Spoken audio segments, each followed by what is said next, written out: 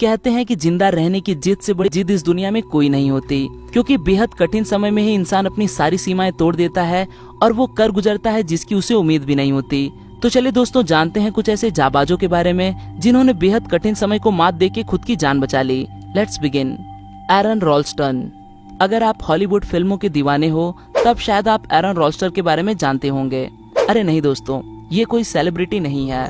असल में एरन के साथ हुई दुखद घटना पर हॉलीवुड में एक फिल्म बनी थी जिसका नाम था 127 हावर्स। इस फिल्म की तरह ही एरन के खुद के बचाने की कहानी भी अद्भुत है। एक दिन एरन ब्लू जॉन कैनियन की सैर कर रहा था, तभी एक बड़ा सा पत्थर की 2 दीवारों से होते हुए एरन के हाथों पे आ गिरा।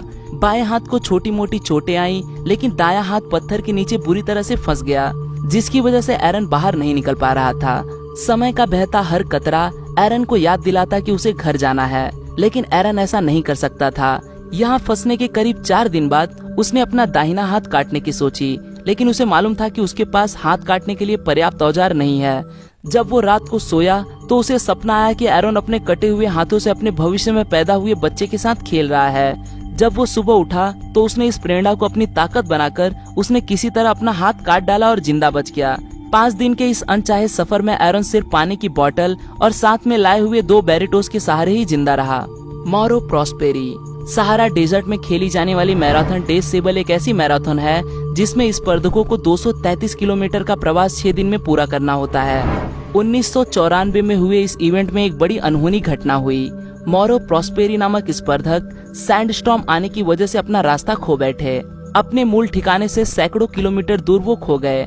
अगले 9 दिन तक वो अपना ही मूत्र पीकर जिंदा रहे। जो भी जानवर उन्हें मिले, जैसे कि चमगादड़ हो या रेंगने वाले जानवर हो या कोई कीटक हो, इसे खाकर मौरो जिंदा रहे। हिम्मत हार जाने के बाद मौरो ने खुदकुशी करने का प्रयास किया, लेकिन ये प्रयास भी नाकाम रहा। एक बार फिर हिम्मत जुटा के मौरो ने सोचा कि अब एक आखिरी प्रयास किसी गांव या शहर तक पहुंचने के लिए करता हूँ। कुछ मील दूरी तय करने के बाद वो नीचे गिर गया, जहाँ उसे किसी ने देख लिया और उसे मिलिट्री बेस ले जाकर उसकी जान बचा ली गई। इस सफर में मौरो ने करीब 40 पाउंड इतना वजन खो दिया, लेकिन असाधारण हिम्मत ने उसकी जान बचा ली। स्टीवन कोल्हन।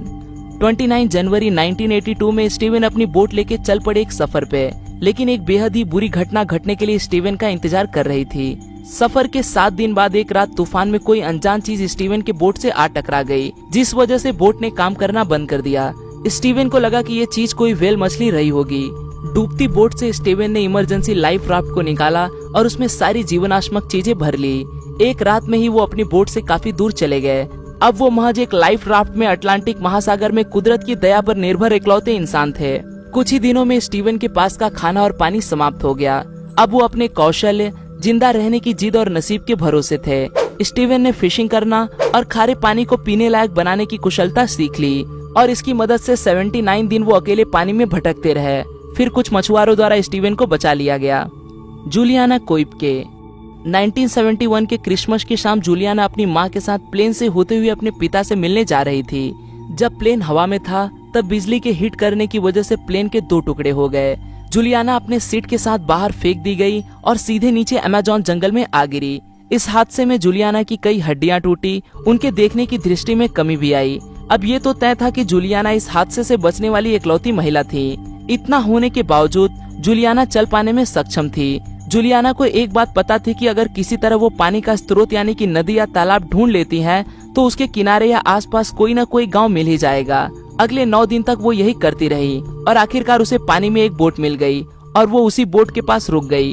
बोट का मालिक वहां पहुंच गया और जख्मी जूलियाना को बचा लिया गया।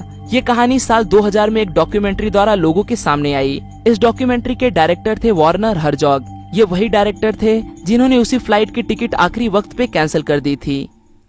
आज के लिए दोस्तों बस इतना ही। आशा करता हूँ आपको यह वीडियो पसंद आया होगा। अगर वीडियो पसंद आए तो इसे लाइक करना न भूलें और आप इस वीडियो के बारे में क्या सोचते हैं वो मुझे कमेंट में जरूर बताएं। फिर मिलूंगा दोस्तों एक नए वीडियो के साथ में, तब तक के लिए नमस्कार।